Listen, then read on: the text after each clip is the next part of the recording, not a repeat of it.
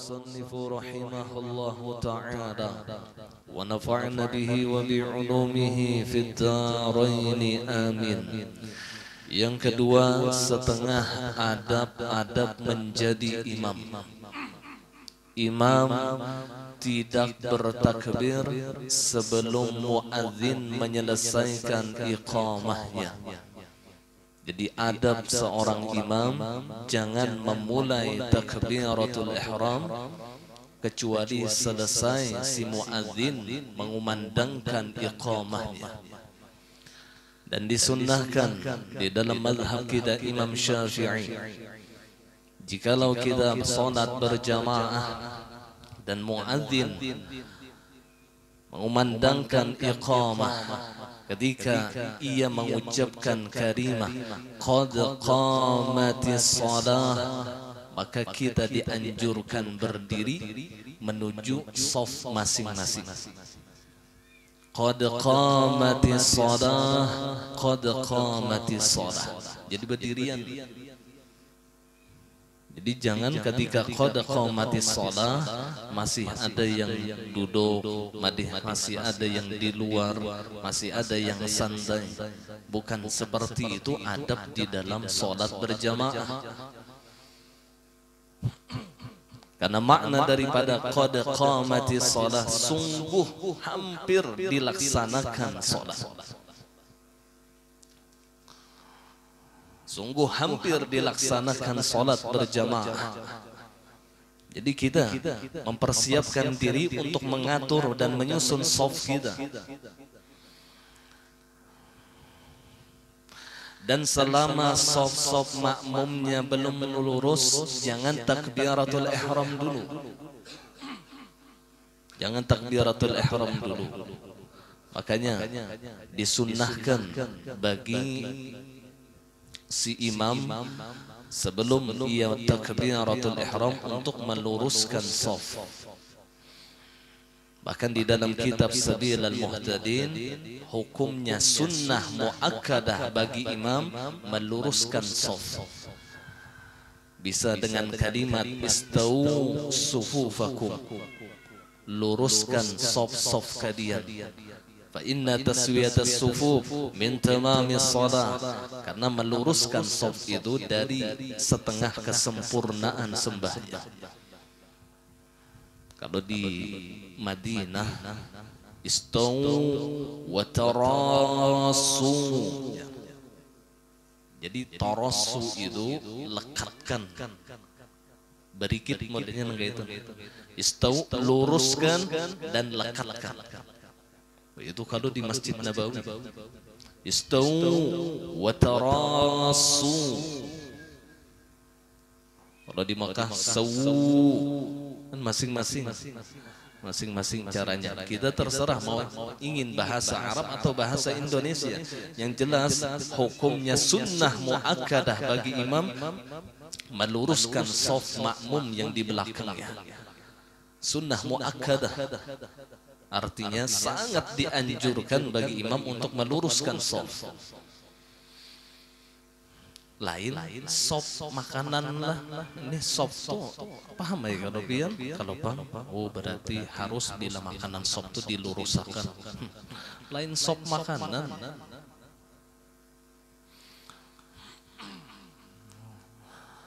Besusun lurus tuh.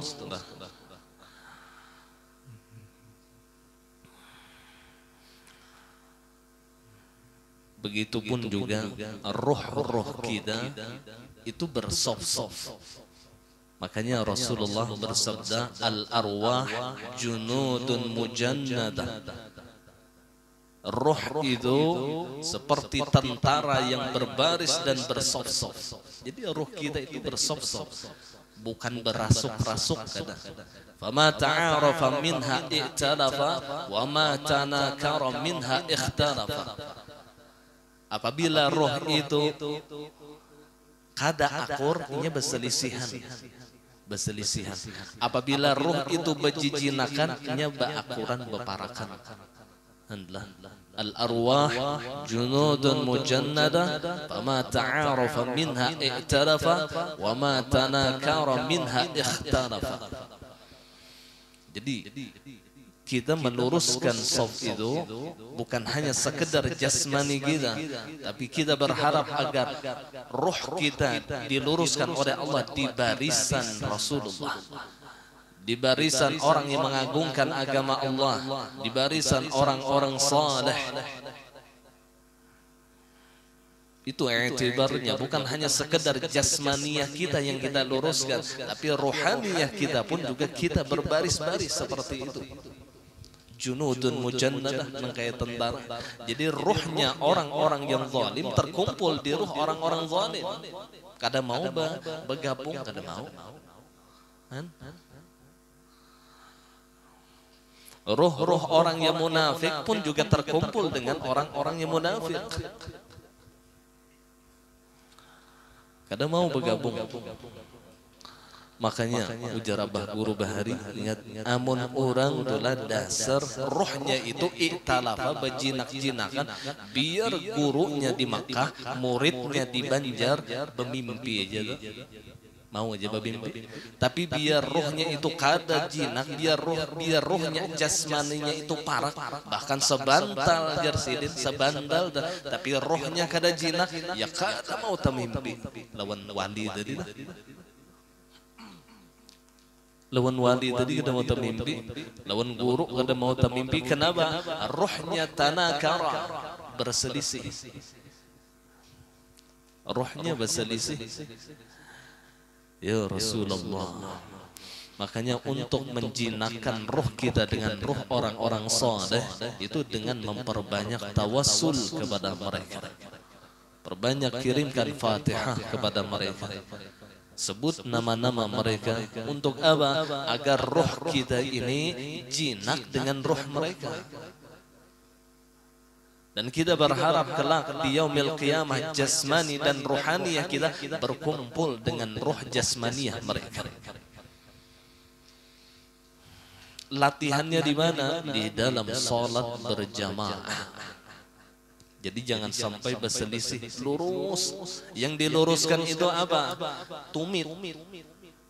Jadi bukan ujung jari, bukan. Yang diluruskan itu tumit di belakang. Ini tumit ngarannya. Nah, ini ujung jari. Jadi ujung jari ini misalnya inilah berselisih, ada yang terpanjang, ada yang terpendek, kada apa-apa. Tapi belakangnya rata. Jadi meluruskan shaf itu kalau kita menjadi makmum seperti itu, bukan seperti ini. Lurus ya, kada. Kayak ini. Luruskan. Tumit di belakang itu yang diluruskan, bukan jari yang di depan. Itu cara meluruskan shaf. Dan kalau bisa diatur shaf itu, jangan kakan-kakan di muka, orang tua di belakang, jangan. Seyogianya bagi orang yang membawa anaknya di dalam sholat berjamaah, apalagi anaknya itu belum lagi mumayyiz, jangan ingin shaf di tengah, tapi cari shaf yang di pinggir sekira anaknya di pinggir, kalau ia tidak ingin berpisah dengan anak, sehingga shaf orang itu tidak putus karena anak kita belum mumayyiz. Nah ini diperhatikan kalau ingin membawa anak sholat berjamaah atau sholat Jumat, cari shaf yang di ujung aja. Jadi letakkan anak kita di ujung shaf, jangan di tengah, mengambilnya jangan. Ini perhatian. Supaya orang yang di tengah kita, di barisan kita ini tidak terputus shafnya karena anak kita yang belum mumayyiz. Nah beda kalau anak itu sudah mumayyiz, apalagi sudah balik, sudah bisa berwudu, mumayyiz ngarannya dah. Kada masalah, itu tidak memutus shaf. Tapi apabila belum mumayyiz, itu bisa memutuskan shaf. Sehingga hukumnya makruh, dan makruh di dalam shaf itu bisa menghilangkan fadilah jamaah. hilang fadilah jamaah. Nah ini sayangnya bagi kita yang sholat berjamaah, ternyata soft kita di barisan kita itu ada yang putus. Jadi kalau bisa bagi anak kita yang belum mumayyiz, jangan dulu dibawa sholat berjamaah. Kalau bisa, setelah ia mumayyiz, nah ajarkan mereka untuk sholat berjamaah.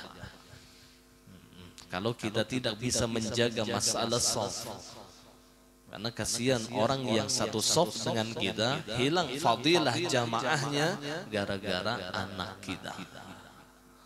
Nah, ini perlu diperhatikan masalah ini. Mumayyiz itu inya bisa membedakan baik lawan buruk, itu mumayyiz. Kata ulama, ketika ia sudah bisa makan sendiri, bebasu behera sorongonan, mumayyiz ngarannya.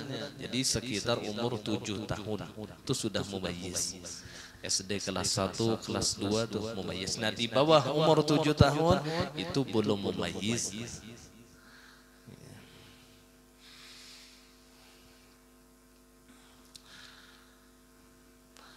Nah kemudian jika melihat penyimpangan, ia suruh makmumnya meluruskan shaf. Jadi kalau si imam itu melihat ada berselisih shaf makmum itu, maka si imam itu harus meluruskan. Atau ada yang kosong, maka si imam menyuruh maju, isi yang ada, isi yang ada. Itu tugas imam adalah, apalagi yang langsung berjalan dah pastilah. Kalau bahari kami diajarkan di pondok itu ustadznya dasar belum takbiratul ihram sidin keliling dahulu. Nah, kujuk sidin dahulu. Nah, sidin di hati dahulu. Rusakan. Kujuk rusakan. Hanya sidin. Allahu akbar. Dasar kujuk dahulu. Memang sebenarnya seperti itu yang dianjurkan bagi seorang imam. Jangan dulu takbiratul ihram kecuali betul shaf yang di belakangnya. Agar sholat yang ia lakukan, ia mendapatkan fadilah jamaah. Karena berselisih di dalam shaf itu menjadikan hukumnya makruh. Dan makruh di dalam masalah shaf itu bisa menggugurkan fadilah jamaah. Yang disebutkan oleh Rasulullah, khairun min sholatil fadli bi 27 darajah. Bahwasanya sholat berjamaah itu lebih baik daripada sholat sendirian dengan 27 darajah. Alangkah ruginya ketika kita sholat berjamaah, ternyata kita tidak mendapatkan fadilah jamaah.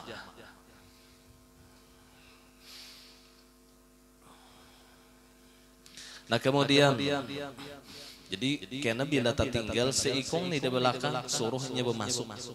Bila kadakawa juga bermasuk di shaf yang di depan karena kesasakan, maka yang di belakang ini suruh berundur. Berdua, jangan sendirian. Sendirian di dalam shaf itu hukumnya makruh. Ini misalnya shaf pertama hibak, shaf kedua hibak, shaf ketiga hibak, shaf yang terakhir seikungannya orangnya, maka yang seikung itu makruh. Dan kemakruhannya menggugurkan fadilah jamaah. Jadi kawani inya di belakang atau ia disuruh masuk ke shaf yang ketiga. Itu caranya supaya jangan menghilangkan fadilah jamaah orang yang tersebut. Jadi kawani inya berdua atau disuruhnya masuk ke shaf yang ketiga. Jadi jangan dibiarkan sendirian. Bahkan kata ulama, seandainya di dalam sholat sekalipun ada orang di belakang kita sendirian, maka kita yang sholat di depan ini dianjurkan untuk berundur.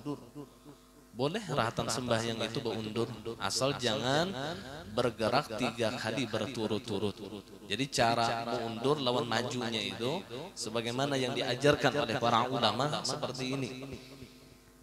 Selangkah diam, selangkah diam. Jadi jangan kayak ini. Nah ini batal sembahnya. Karena 3 kali berturut-turut. Jadi selangkah diam. Tumak ninah sejenak. Jangan langsung bergerak. Jangan kayak ini juga lah. Itu sama aja.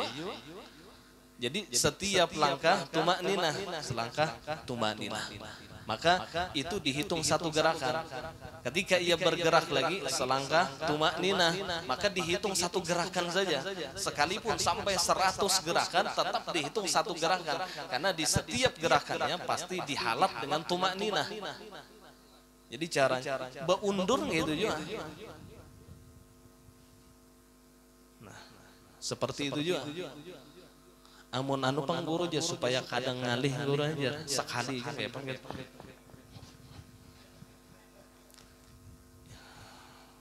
Sekali aja berluncat guru aja. Karena sop itu panjang kalau aja. Nang kayak apa hukumnya? Maka sholatnya batal. Karena ia melakukan gerakan yang fahisyah.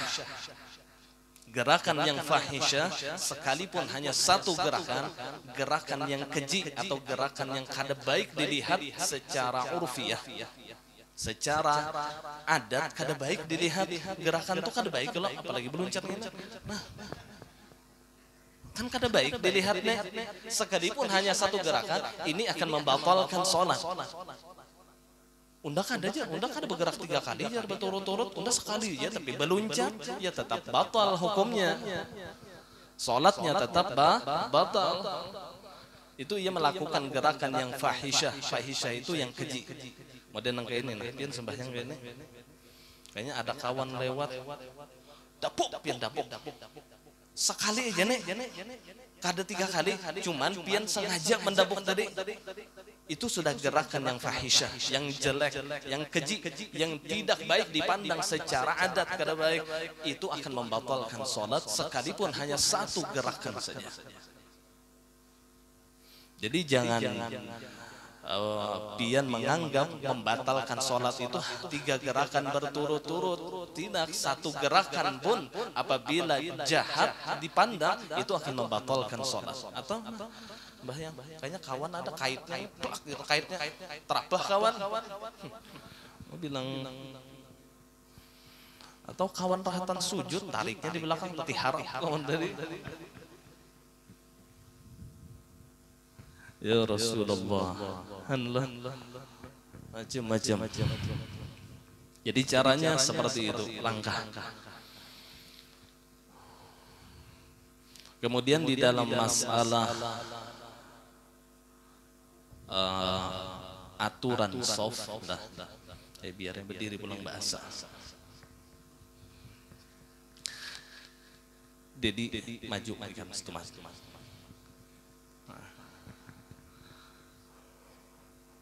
Ini misalnya Ika menjadi imam. Nah di sini di hadapan kau.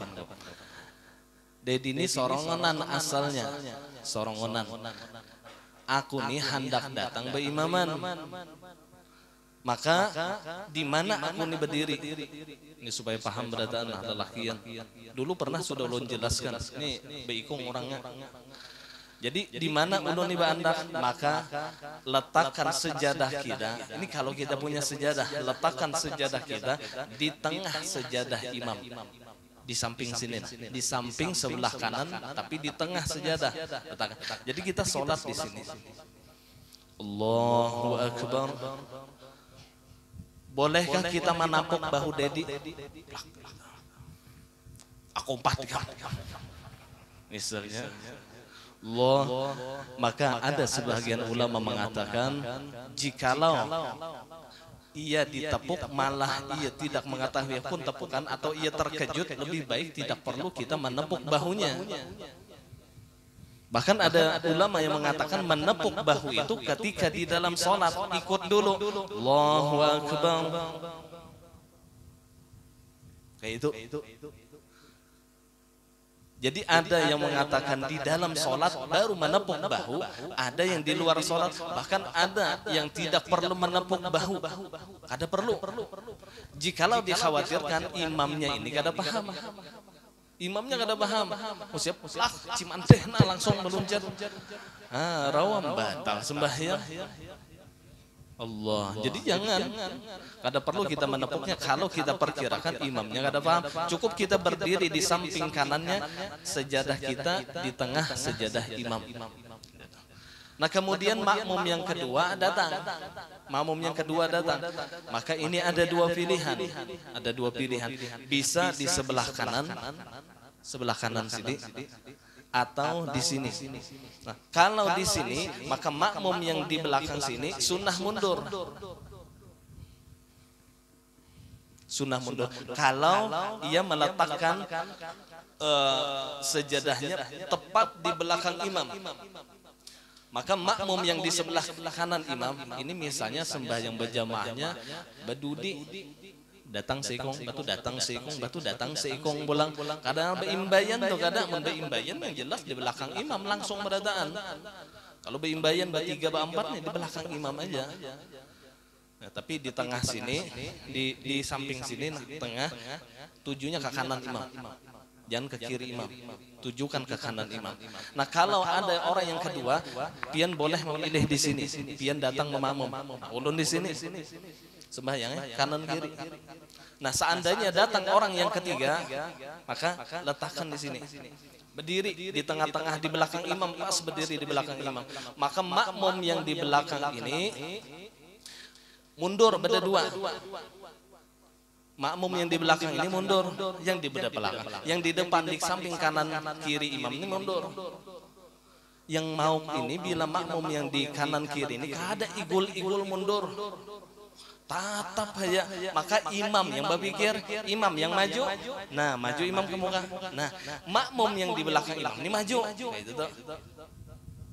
Ini berpilih-pilihan, imam yang harus paham karena ia sebagai pemimpin, ini kanan kiri ini kada mau mundur.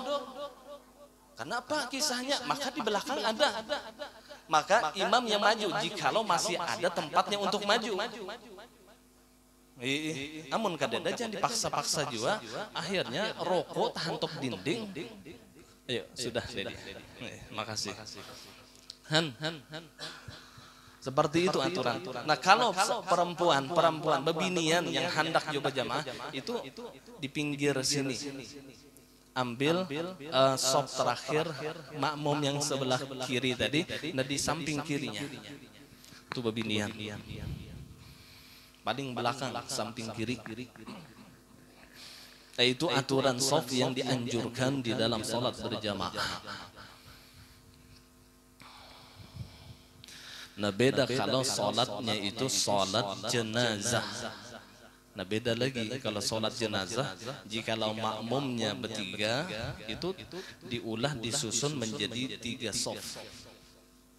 Kayak itu. Kalau salatnya itu salat jenazah disusun menjadi 3 shaf makmumnya. Jadi imam 1 shaf, makmum yang di belakang 3 shaf. Sekira satu baris ini membandingi 10 orang, jadi dihitung 40 orang.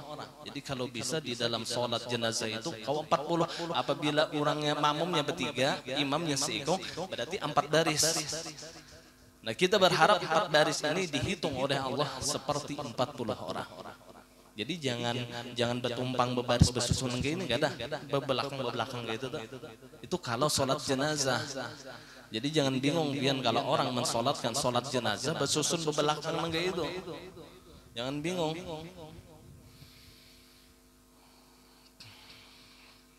Makmum kanan, batu makmumnya pulang di belakang yang kanan nih, batu pulang di belakang yang kanan nih. Kalau makmumnya hanya 3 orang saja. Kalau 2 orang ya mau kada mau bersusun 2 nengah itu, mau kada mau.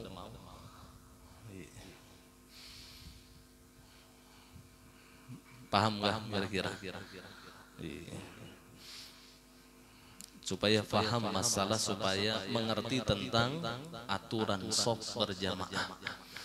Jadi kada yang bahapal tuh kada. Jadi si imam tuh pulang juga paham tentang aturan sholat berjamaah. Makanya Rasulullah beliau pernah bersabda, ta'allamu qabla an tasudu. Tuntut ilmu Nabi sebelum ikam jadi pemimpin. Ini umum, pemahamannya umum. bisa masuk ke dalam solat berjamaah ataupun di dalam kepemimpinan lain. Ta'allamu qabla an tasudu, tuntut ilmunya dulu sebelum engkau menjadi pemimpin. Jangan bungol jadi imam, itu intinya. Jikalau ia menjadi imam solat berjamaah, ia harus memahami tentang masalah jamaah. Jikalau ia menjadi imam di dalam keluarga, ia harus memahami tentang hukum-hukum di dalam keluarga. Jadi lelaki itu harus paham masalah talak, masalah khulu, masalah apa itu ngarannya, zihar. Itu lelakian harus paham. Zihar itu menyerupakan bini lawan orang yang semahram lawan inya. Maja rambut kami mirip bener lawan mamaku ya. Itu hukumnya zina dan masuk di dalam dosa besar. Karena ia sudah menyerupakan istrinya dengan ibunya. Nah ini harus paham. Karena si laki-laki ini menjadi imamul iyal, pemimpin di dalam keluarganya. Ia harus memahami tentang masalah-masalah nikah, tentang hukum-hukum nikah, tentang masalah zihar. Zihar ini yang perlu hati-hati. Jangan menyerupakan istrinya dengan orang yang semahram dengannya. Baik itu ibunya, atau niniknya, atau adingnya, atau acilnya, dimiripakannya lawan bininya. Jangan mata ikan pas lawan peninian udah ya. Mirip benar aku melihat, haram. Maka jikalau ia tidak membayar kifarat zihar, jikalau ia berhubungan badan, hukumnya zina. Bayar dulu kifarat zihar, baru ia boleh berhubungan badan. Lah banyak weh ini nenggai itu. Allah, sampai orang dulu itulah orang bahari dah, ketika menyebut istrinya dengan kalimat mama, nya kedua mah jar. Karena itu sudah menyandarkan bini nang kayak ibunya. Orang dulu kedua ini nenggai. Saking afiknya mereka masalah hukum zihar, menyambat bini dengan kalimat mama atau dengan kalimat ummi, mereka tidak berani. Bisa jadi itu masuk kepada hukum zihar. Kan orang wah ini ada kalau mama, padahal bini seorang disambat mama. Ada yang ummi, ummi itu artinya ibuku, padahal itu bini seorang. Maka ini bisa masuk kepada hukum zihar. Makanya orang bahari, mama Udin, mama Amat, kayak itu ada sambungannya. Kadang mama itu kan artinya nang kayak kuitannya. Maka bini adalah pas nang kayak nini ulang laki tak anom sedikit. Jadi orang menyangka kira itu bisa mama si Dinja, padahal bininya. Karena si laki ini menyambat juga model nang kayak itu. Ya Rasulullah, ayo. Jikalau ia ingin menjadi pemimpin di dalam suatu daerah, ia harus memahami tentang daerah tersebut. Ta'allamu qabla an tasudu, tuntut dulu ilmunya sebelum engkau menjadi pemimpin. Ini hadis Rasulullah, dan ini dulu sering disampaikan oleh abah guru sekumpul tentang hadis ini. Jadi Imam Yasidin alim dulu. Alim dulu. Kada yang asal-asalan. Makanya amma qauman aqra'uhum li kitabillah, itu hadis Rasulullah. Orang yang akan mengimami suatu kaum adalah orang yang aqra'uhum. Maka tafsir daripada ulama, syarah daripada hadis ini, afqahuhum, orang yang paling alim di antara kalian. Aqra'uhum itu orang yang paling bagus bacaan Qur'annya. Seperti itu kalau lugatnya. Kalau lugat secara bakunya seperti itu, tetapi syarah daripada ulama bukan masalah itu, tapi afqahuhum. Kenapa? Karena pernah ketika Rasulullah itu tidak menjadi pemimpin di dalam sholat berjamaah karena sakitnya beliau, siapa yang diperintahkan oleh Rasulullah? Abu Bakar yang menjadi imam. Padahal sahabat yang lain banyak yang lebih baik bacaan Qur'annya daripada Abu Bakar. Tetapi Abu Bakar yang disuruh oleh Rasulullah. Kenapa? Karena afqahus sahabah Abu Bakar Siddiq.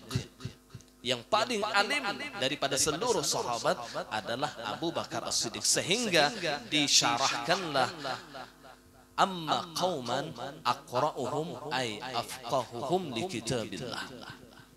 Orang yang mengimami akan suatu kaum adalah orang yang alim bujur lawan Al-Quran, lawan hukum-hukum Allah. Ya tetap disyaratkan bacaannya fasih, itu tetap disyaratkan, sekalipun inya kada bisa belagu nangkai orang yang bisa membaca Quran belagu. Hanlah, biar bagus juga bacaannya, lagunya bilang mendayu-dayu tapi bungol, kada kawa jadi imam.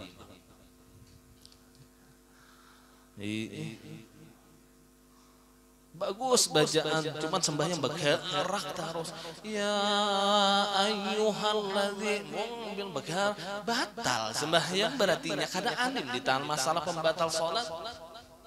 Yang di belakang ini mengetahui tentang batalnya imam, wajib mufaraqah. Kalau ia yakin imamnya itu batal, maka wajib si makmum ini mufaraqah. Jangan mengarasi, biar ya sudah unda tetapai unda ba imaman yo, biar aja unda karasi, jangan dikarasi. Amun kita yakin imam itu batal, wajib mufaraqah. Wajib kita berpisah dari imam. Cukup di hati kita, aku berpisah dari imam, maka sholatlah sendirian.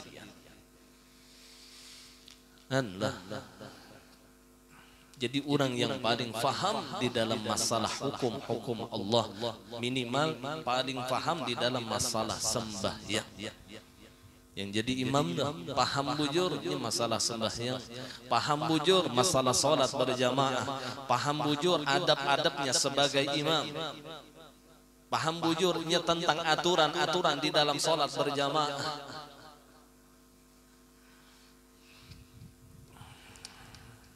Ta'allamu qabla an tasudu. Nah ini ingatakan dalilnya. Setiap kita menjadi pemimpin, kalau kita ingin menjadi pemimpin, tuntut dulu ilmunya.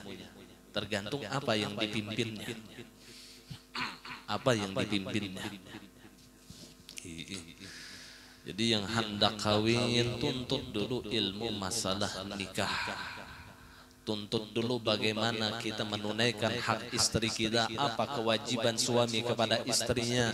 Yang bini juga belajar apa kewajiban istri kepada suaminya, supaya inya kada bungol benar menjadi seorang istri, dan kada bungol benar juga menjadi seorang laki. Sama-sama saling menunaikan hak karena ada ilmunya.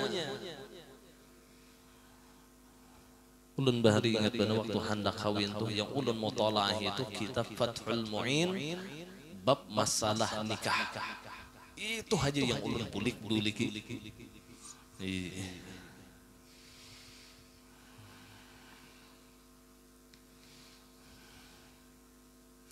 Nah kemudian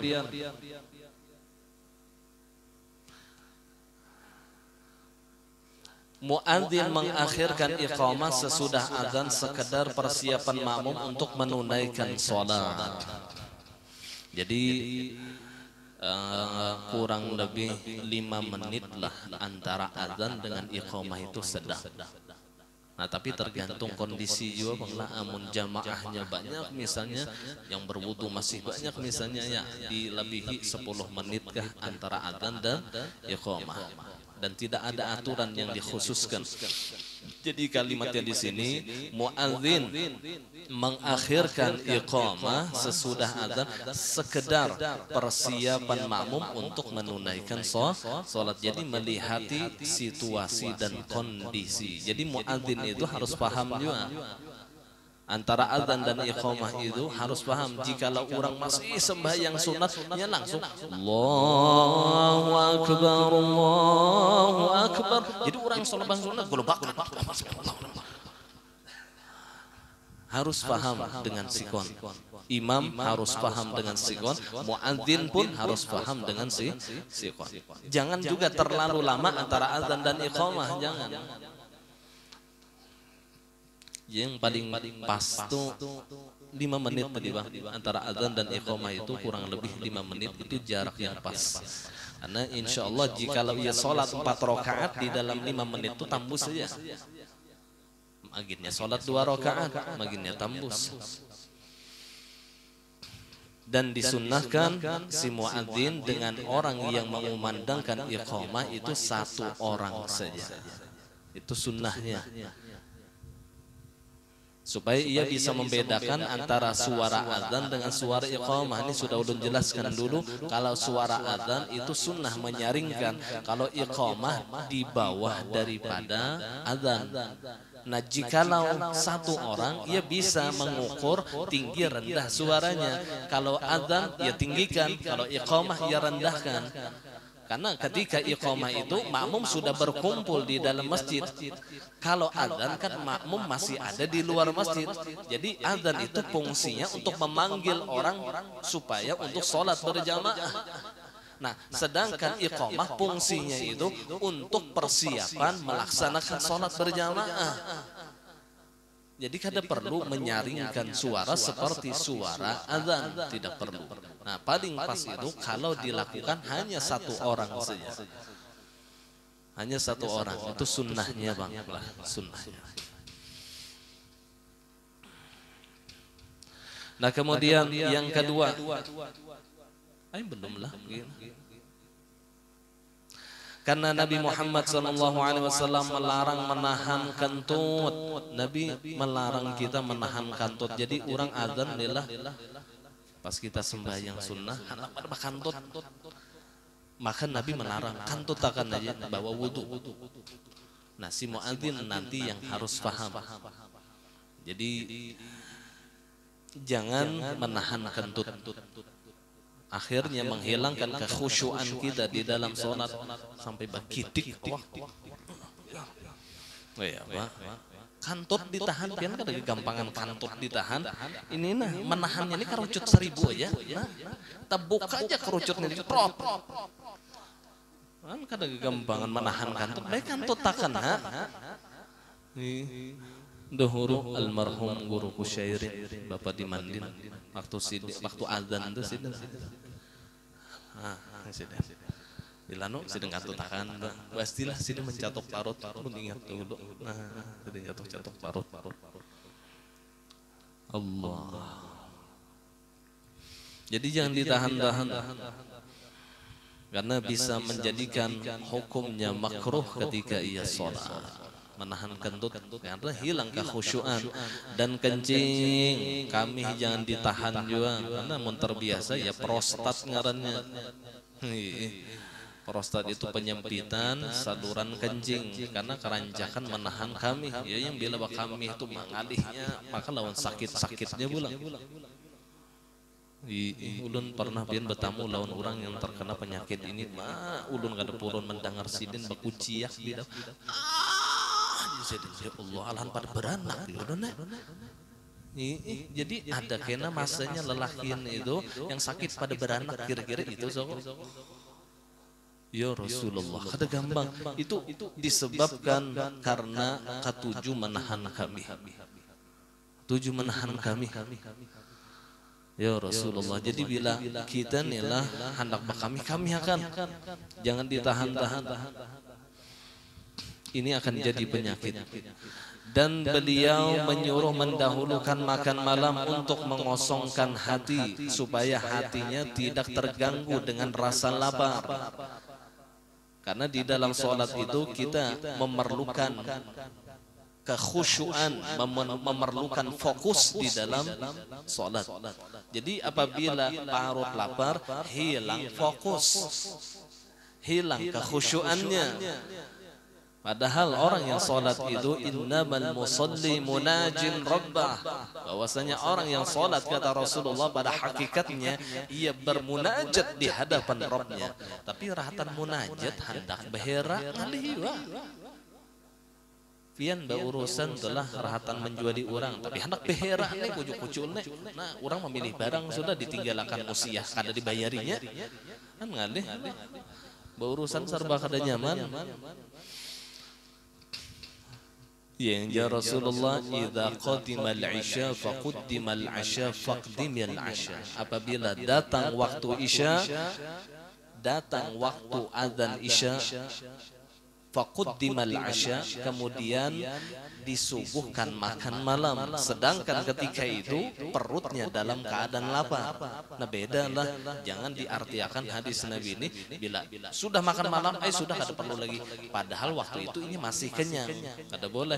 Nah jikalau perutnya masih kenyang, maka yang dianjurkan baginya kerjakan sholat isya. Tapi jikalau perutnya memang dalam keadaan lapar dan ia perlu makan, maka faqdimil asya, dahulukan makan malam, kata Rasul. Hadis ini kenapa Rasulullah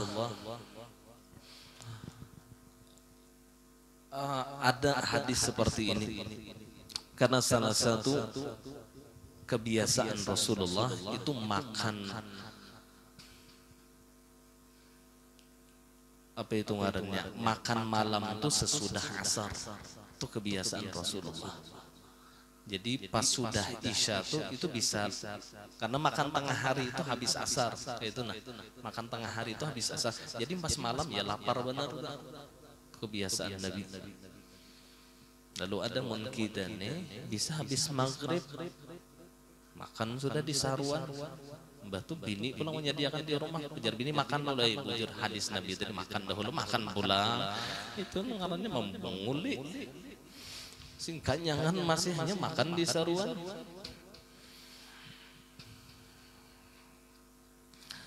Faqdimil asya, dahulukan makan malam kalau ia memang dalam keadaan lapar. Nah kemudian yang ketiga, setengah daripada adab menjadi imam. Kita teruskan lagi.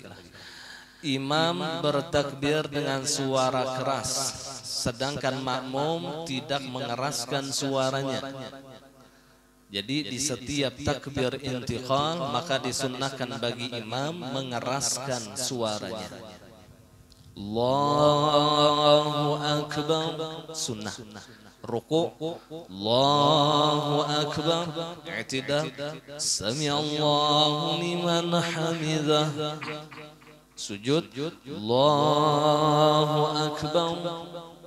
Sunnah mengeraskan suara. Sedangkan makmum tidak disunnahkan. Makmum jangan umpatan. Allahu Akbar, jadi nyaraput Allahu Akbar, umpat dia nyaring, jangan. Yang perlu diperhatikan, ini sangat penting, terutama bagi laki-laki. Jikalau ia menjadi imam, dalam mengeraskan suara itu memang hukumnya sunnah. Memang hukumnya sunnah.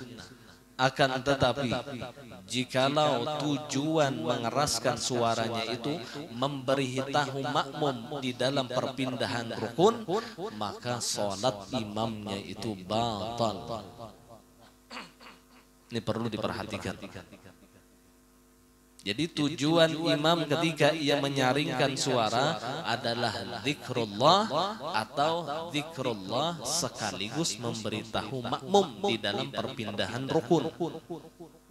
Kalau tidak ada berniat zikrullah, hanya semata-mata memberitahu makmum, maka sholat imamnya batal.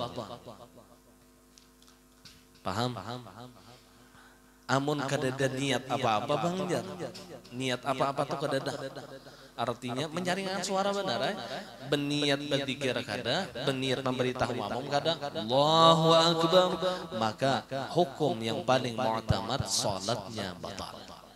Berarti ini khilafiyah, ada yang ghairu mu'tamad, ada yang hukum yang lemah gitu nah. Maka salatnya tiada batal. Tapi menurut hukum yang kuat yang diperpegangi oleh para ulama, jikalau ia tidak berniat zikrullah atau tidak berniat memberitahu makmum, kosong daripada niat, maka hukum yang paling mu'tamad salatnya batal. Jadi menyaringkan suara itu memang disunnahkan, tapi dengan syarat niatnya zikrullah, itu syaratnya. Atau zikrullah beserta memberitahu makmum. Demikian ketika ia menegur si imam. Kan sunnah bagi laki-laki itu menyuarakan ketika imamnya itu salah dengan kalimat subhanallah. Mun imam salahnya lah sunnah ia mengucapkan subhanallah dengan nyaring suara. Tapi jikalau tujuan makmum yang menegur imam ini untuk menegur imam, tujuannya hanya menegur imam, maka yang batal sholat makmum. Karena ia sudah keluar daripada tujuan sholat. Jadi jangan berniat menegur imam, tapi niatnya zikrullah sekaligus menegur imam. Atau hanya semata-mata zikrullah. Kalau hanya ia berniat menegur imam saja, tidak disertai dengan niat zikrullah, maka batal solat orang yang menegur imam tersebut. Batal. Nah, ini banyak yang kada tahu masalah ini, kada sedikit. Banyak yang kada tahu. Ini penting masalah ini. Kalau bisa perlu menjadi catatan di buku pian gitu.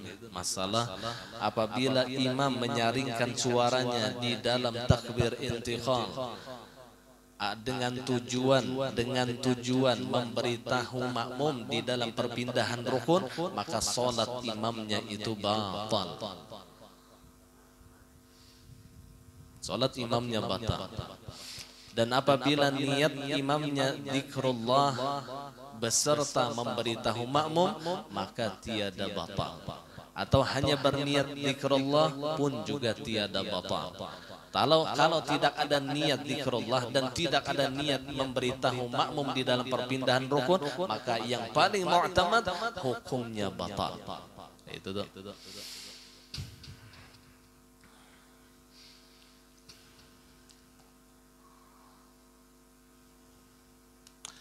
Jadi disunahkan bagi imam bersuara keras sedangkan makmum tidak mengeraskan suaranya baik di dalam takbir ataupun di dalam salat jahriyah seperti membaca Fatihah pada rakaat pertama dan kedua pun juga surah pada rakaat pertama dan kedua. Kecuali sekedar yang terdengar olehnya. Jadi si makmum ini hanya sekedar mendengarkan dirinya sendiri, bukan di samping kanan dan kirinya, bukan. Apalagi sampai orang mendengar sealaman. Padahal ini jadi makmum. Ini ada makmum yang kayak itu. Bismillah. Maka orangnya pulang. Apa jar kita yang tak ulang-ulang itu apa ngarannya? Was-was. Bismillah. Itu yang di belakang itu di higanya itu bisa mendapuk di belakang. Dapuk. Jar berkali-kali membaca Fatihah luput gara-gara ikam aja. Ada yang ulun bisa tata-tata yang orang at-tahiyatul mubarakah. Maunya muntah parak lawan orang was-was nebian kita kerikitan. Tapi ngaran penyakit kada kawan. Penyakit karena dibiasakannya seperti itu, merasa ragu kada bujur bacaan, padahal itu bisikan daripada syaitan. Yuwaswisu fi sudurin nasi minal jinnati wan nas. Yuwaswisu fi sudurin nas, memberi was-was di dalam dada manusia. Itu yang lalu syaitan kada bujur baca, kada bujur baca nikam, kada bujur niat nikam, kada pas ulangi takbirat. Itu bisikan syaitan. Lalu Allah, stop. Allah, ini dibisiki oleh syaitan. Makanya yakinkan ketika ada penyakit itu timbul di dada kita, Allah, sah aja, bujur aja bacaanku tadi, bujur aja niatku tadi. Kayak itu, yakinkan. Jikalau kita tidak seperti itu, makinnya diulahnya was-was. Maka efek was-was ini sampai kegawian di luar sembahnya was-was. Itu efeknya dah. Anak berjalan saja was-was, nah kunjat di muka rumah. Di muka lawang. Jadi ada kunjat sampai seperti itu efeknya. Anak minum obat dimuntung sudah ada jadi minum pulang. musyak racunan jadi ulang. Was-was itu efeknya itu sampai di luar sholat, bujuran kemudian. Makanya disunnahkan oleh Rasulullah sebelum sholat baca dulu surah An-Nas. Qul a'udzu birabbin nas, malikin nas, ilahin nas, min syarril waswasil khannas, alladzi yuwaswisu fi sudurin nas, minal jinnati wan nas. Baca dulu untuk menghilangkan penyakit waswas. Waswas ini syaitan, ngaran syaitannya walhan lah, itu ngaran syaitannya. Ini ketujuh benar mewaswasi manusia nih, tujuh benar.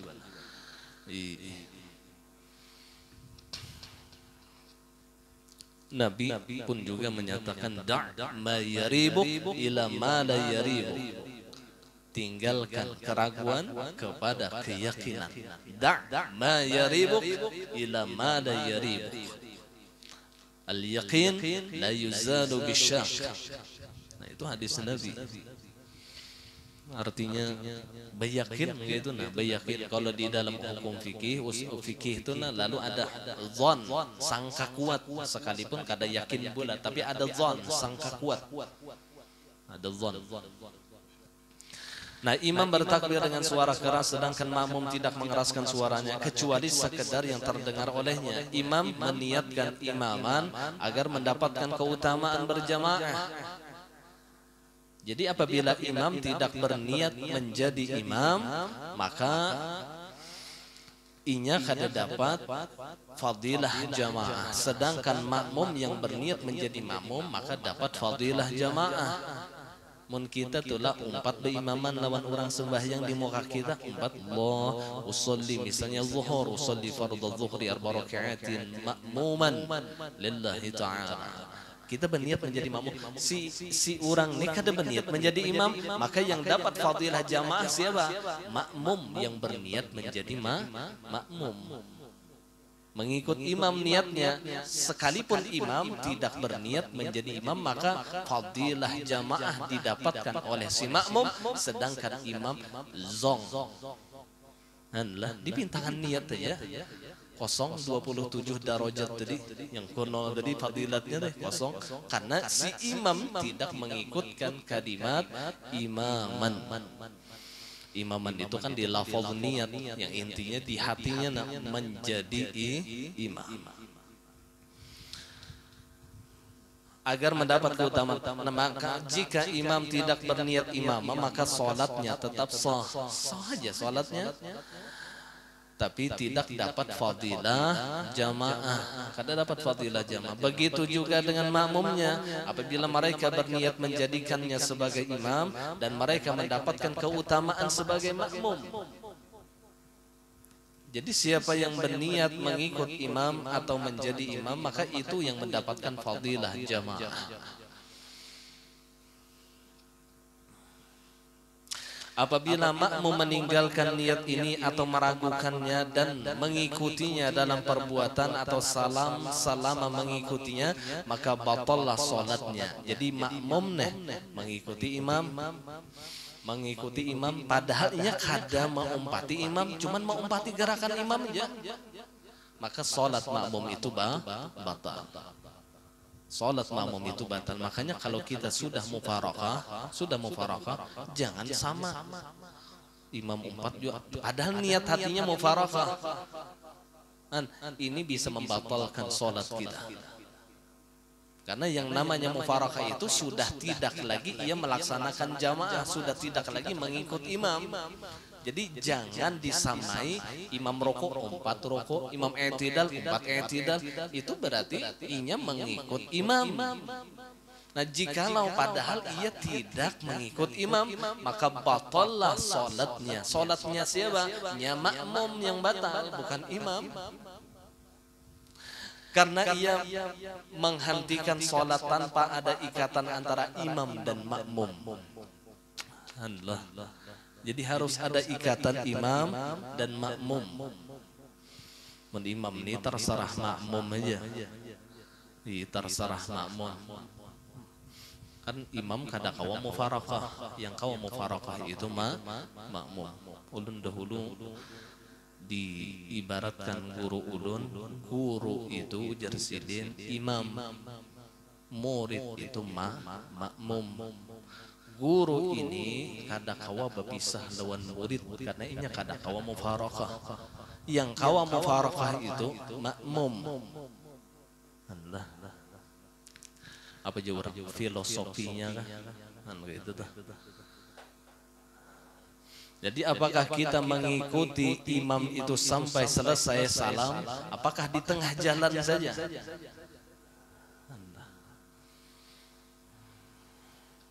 Jadi yang ngarannya makmum ujar sidin kada perlu bepadahan.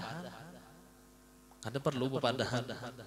Jadi mun orang nih hendak belajaran nih di sini kada perlu beizin dahulu lawan ulun tang turunnya.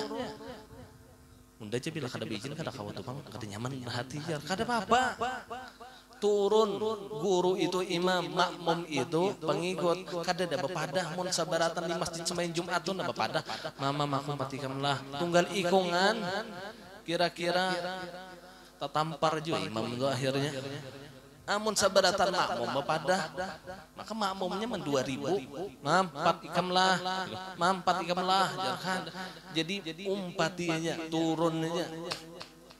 Mungkin kita hendak belajar turun aja, kada usah beizin-izinan don ulun.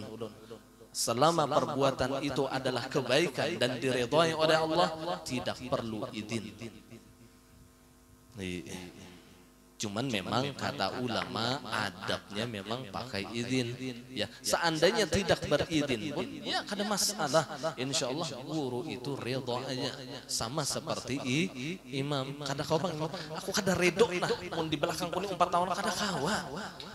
Allah, itu guru ulun yang mengibaratkan. Nang kaya orang dolah lawan abah guru sekumpul. Ada yang kada suah baguru, tapi inya hendak baimaman termasuk murid abah guru. Inya yang kada suah, ada yang kada suah baguru lawan rahatan sidin hidup aja kada suah turun. Duduk di majelis sidin kada suah, tapi orangnya cinta dan setiap apa yang disampaikan oleh guru di dalam kaset kah, di dalam video kah, inya umban, maka inya hendak bermakmum melawan abah guru, maka ia diakui oleh abah guru sebagai muridnya. Ada yang umpat turun puluhan tahun, tapi inya mufarakah lawan, maka inya kada keluar daripada jamaah. Jadi bukan masalah mulai awalnya bukan. Masalah cintanya.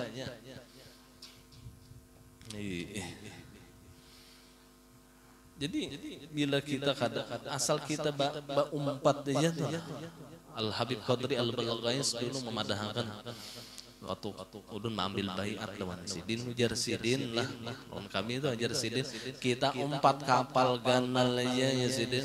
Kapal ganal ya sekumpul. Kapal ganal tuh ya sekumpul. Kapal ganar sidin. Umpat di kapal ganar, tukang kemudinya sidin harat apa ngarannya istilahnya apa? Hah? Nakodanya sidin harat bener. Ya Rasulullah. Beliau orang yang luar biasa mencintai Bah Guru dan terbukti di akhir hayatnya meninggal dunia berubah muhasidin mengkai muha Bah Guru. Kami menyaksikan, ini Haji Pani tahu kisahnya. Haji Pani yang di belakang adalah, kami berdua waktu itu melihat dasar kira ulun aja melihat.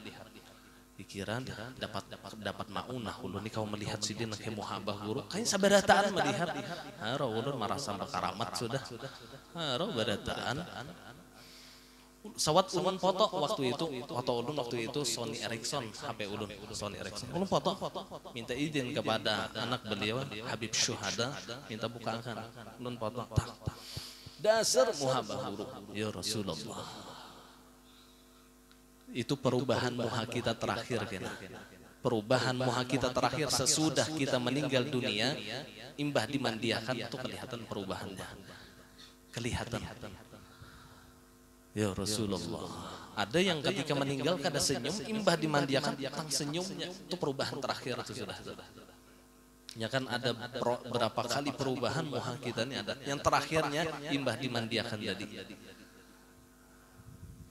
Tadi lihat tuh perubahannya. Ada yang asalnya hirang, tang kuning dia bercahaya. Ya Rasulullah, kita kada tahu nasib kita kayak apa. Mudahan dapat syafaat para aulia Allah. Mudahan dapat syafaat para ahli baitnya Rasulullah. Umpat kapal ganal jadi sidin hari ulun ingat benar. Makanya tiada lain kenapa jadi ulun mengadakan maulid habsyi, karena kada lain ini amanan beliau. Kenapa ulun mengadakan majelis burdah? Karena kada lain karena ini memang amaliyah beliau di majelis. Amaliyah guru sekumpul. Jadi tebarkan maulid.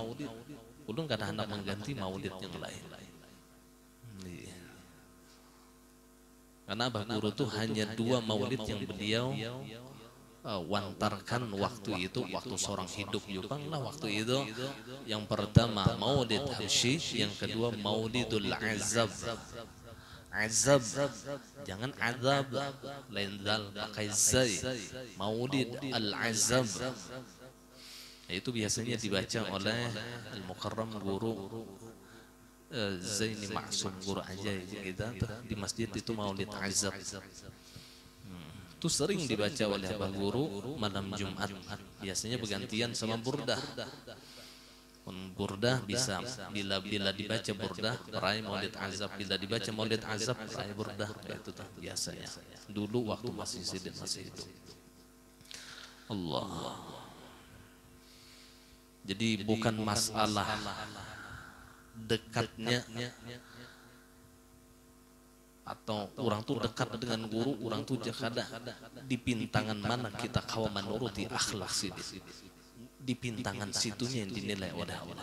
Di pintangan mana seberapa besar kita mengikuti ajaran beliau, itu yang dipandang oleh Allah. Bukan seberapa besar kita parak lawan sidin kada. Seberapa besar kita mengikuti akhlak beliau. Ujar Abah Guru Bahari, syaikhuka laisa syaikhuka, bukanlah guru engkau yang engkau ikuti ucapannya, tetapi yang bernama guru engkau yang engkau ikuti kelakuannya. Belum lupa bahasa Arabnya, itu perkataan Hasan Masyad kalau ada khilaf. Laisa syaikhuka,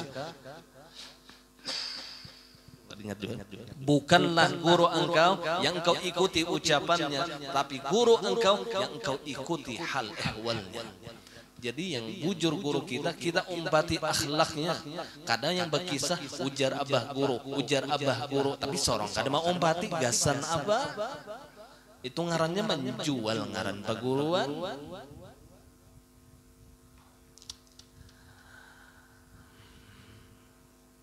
Kata-katanya bagus dan ditulis. Bukanlah guru engkau yang engkau ikuti ucapannya, tapi guru engkau orang yang engkau ikuti hal ehwalnya. Buatkan ada tadi status. Ini ada yang rajin habis belajaran, catatnya di status, timbang status macam-macam, baik status dakwah syiar. Jadi orang membaca ada juga tersangkutnya dah.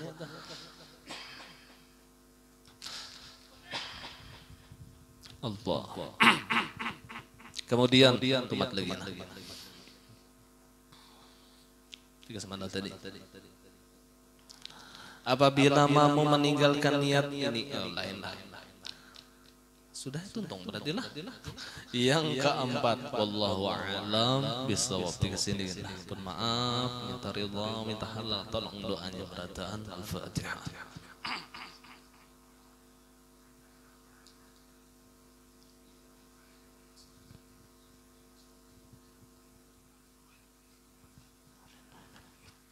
Amin ya Allah ya Rabbal Alamin. Bismillahirrahmanirrahim. Alhamdulillahi Rabbil Alamin. Allahumma salli ala Sayyidina Muhammad wa ala alihi wa sahbihi ajma'in. Allahumma nawwir qulubana binuri hidayatik kama nawwarta al-ardha binuri syamsika abadan abada. Sallallahu ala sayyidina wa maulana Muhammad wa ala alihi wa sahbihi wa sallam.